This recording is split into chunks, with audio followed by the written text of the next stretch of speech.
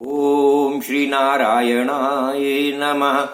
अवतारम महाविष्णु कल्के परमम अद्भुतम कलिकुलवन हंता सत्य धर्म प्रणेता नमो नमः। ओम सुमति सुताय विद्महे निष्कलंकाय धीमहि तन्नो कल्कि प्रचोदयात्।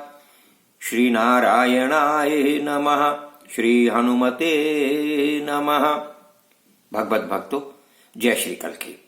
अब तक की कथा में आपने श्रवण किया कि किस प्रकार राजा शशिध्वज भगवान श्री कल्कि नारायण को धर्म और सतयुग सहित अपने महल में लाए हैं और रानी सुशांता ने उनकी स्तुति की है और प्रसन्न होकर के भगवान श्री कल्कि नारायण उन दोनों के संग वहां विराजमान हुए हैं और उनके अनुनय विनय करने पर कुछ समय भल्लाट नगर में रहे हैं। अब आगे की कथा। सूत जी कहने लगे कि हे ऋषियों, इस प्रकार भगवान श्री कल्कि नारायण सतयुग और धर्म के साथ तथा अपने अन्य महारथियों के साथ राजा शशिध्वज के नगर भल्लाट नगर में रहने लगे हैं। ये उनकी राजधानी है। शशिध्वज का साम्राज्य भल्लाट साम्राज्य बहुत विशाल, बड़ा विस्तृत है। एक दिन राजा शशिध्वज और रानी सुशांता ने परस्पर विचार विमर्श किया और अपने पुत्रों को संग लिया कि अब वो समय आ गया है जिसकी हमें प्रतीक्षा थी। हमें अपनी पुत्री रमा श्री कल्कि नारायण को सौंप देनी चाहिए।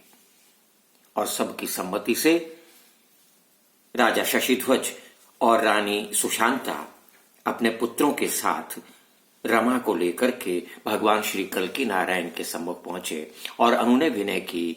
हे श्री नारायण, जिस प्रकार जामवंत ने अपनी पुत्री जामवती का हाथ आपके हाथों में सौंपा था, उसी प्रकार हम अपनी पुत्री रमा का हाथ आपके हाथों में सौंपते हैं। पानी ग्रहण कीजिए और इसे अपनी अर्धांगिनी स्वीकार कीजिए। भगवान श्री कल्कि नारायण ने रमा को स्वीकार किया है और बड़े आदर सत्कार के साथ उचित आसन पर विराजमान कराया है। राजा ये जानकर के बड़े प्रसन्न हुए कि भगवान श्री कल्कि नारायण ने रमा को स्वीकार किया और दूर दूर तक कल्कि जी के रमा के विवाह उत्सव का समाचार पहुंचा दिया है।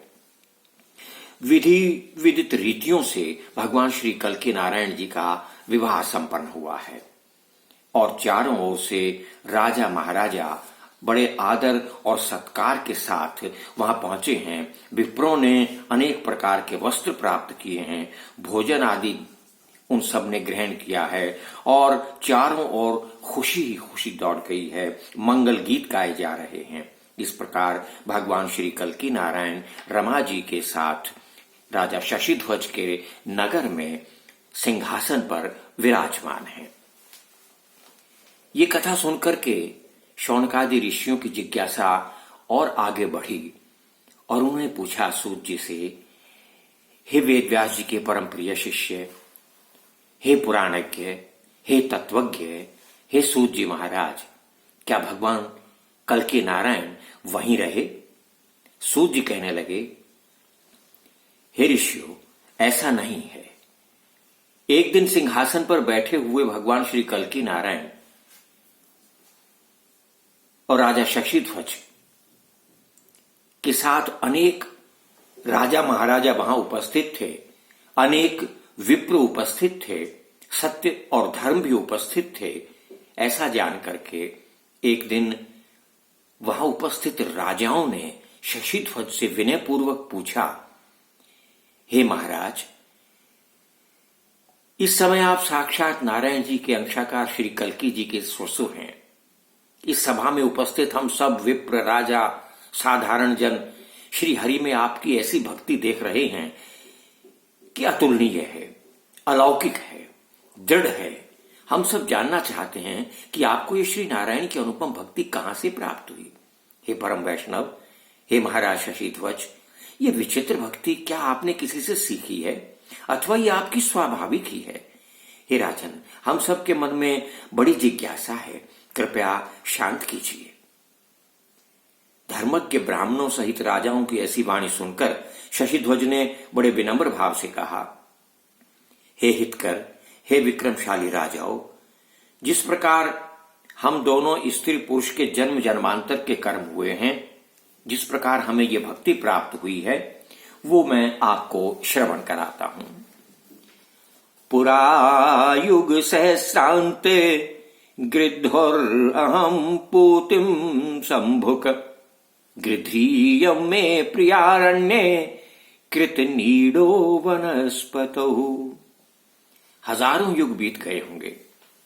मैं पहले सड़ा हुआ मांस खाने वाला गीत था और ये हमारी प्रिया शांता, सुशांता, ये गृधनी थी।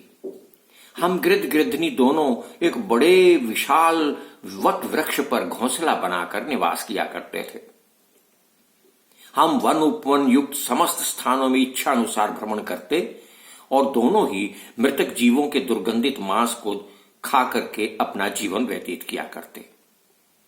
एक दिन बड़ी ही विचित्र घटना घटी। एक क्रूर व्याघ्र ने हमें देख लिया और हम दोनों को पकड़ने के लिए उसने एक जाल बिछा दिया। अपना पढ़ाया हुआ एक गीद उसने हमारी ओर भेज दिया। हमने ये सोचा कि आज इस गीद को मारकर ही अपनी क्षुधा शांत की जाए। दोनों हम उसके पीछे दौड़े। दौड़ते दौड़ते उस व्याघ्र द्वारा फैलाए हुए जाल में फंस गए। व्याघ्र ने हम दोनों को जाल में फंसा हुआ देख करके बड़ी शीघ्रता से हम दोनों को गर्दन से पकड़ लिया।